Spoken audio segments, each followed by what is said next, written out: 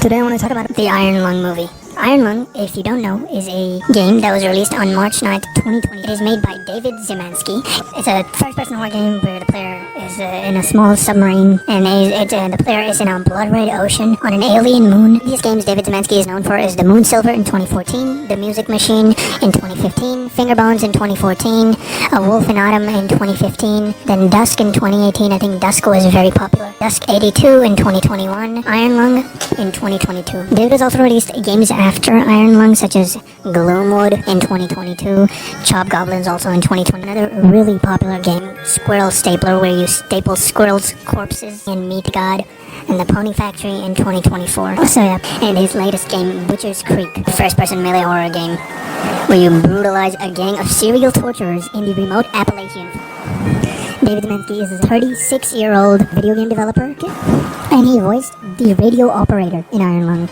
And he's helping Markiplier, everybody knows who Markiplier is, with the movie Iron Lung that Markiplier is making. You know, it's his dream project. I think Markiplier just found the idea really interesting, like you're exploring a moon and bloody oceans and you're isolated in this iron machine. Also, the name Iron Lung is an artificial lung.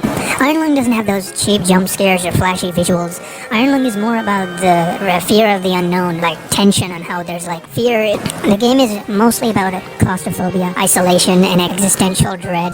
The player is playing as a prisoner who's been sentenced to a mission they didn't ask for, with the hope that it might shorten their time in prison if they succeed. I think where we just saw a simple indie game, Markiplier saw much more on how far he could expand on the story. And it is another example that proves that sometimes less is more, and that the unknown is often the most terrifying thing of all. Markiplier will be playing John Iron Lung, and Jacksepticeye will be playing the Fish. It's true, it's confirmed. Also, if you see the current trailer for the Iron Lung film, it doesn't tell you much of anything. I'd say it's more of a teaser. You can see what the environment is like in the trailer, but you can't really get a narrative of what the film is even going to be about. The only monster that is seen in the game is called the Frog, and it is basically the main antagonist of Iron Lung. The thing lives in the blood ocean of the AT-5 moon, and it tries to kill the player throughout the game. But we don't get that many jump scares. Also, Iron Lung, you don't need a long 20-hour game that has to have jump scares every 10 seconds to be horrifying. You can just have a short 30-minute game, which is probably where you can't even see a monster. The game still feels scary because it's not about what is there, it's about what might be out there.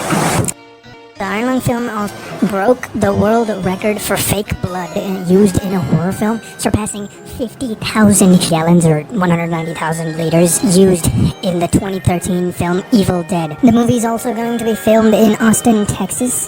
The film is mainly set in a post-apocalyptic future where an event known as the Quiet Rapture caused all known stars and habitable planets in the universe to disappear. A convict is sent, possibly the prisoner, to search an ocean of blood ocean, discovered on a desolate moon, blood ocean on the moon, using a poorly constructed submarine named Iron Lung.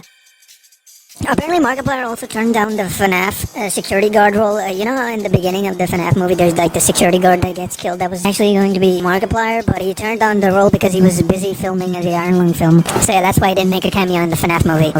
Many people have also asked this question. There's been so many indie games that have such an interesting story. Why specifically Iron Lung? Honestly, I just think the game is simple, mainly because the entire film has like 2 locations, like in the ocean and inside the ship, so it's not that complicated because it has like such few locations. For his first theatrical release, he's not consistent. He's going for something simple, which is good. I hope the movie's a success. The movie will probably release in 2025.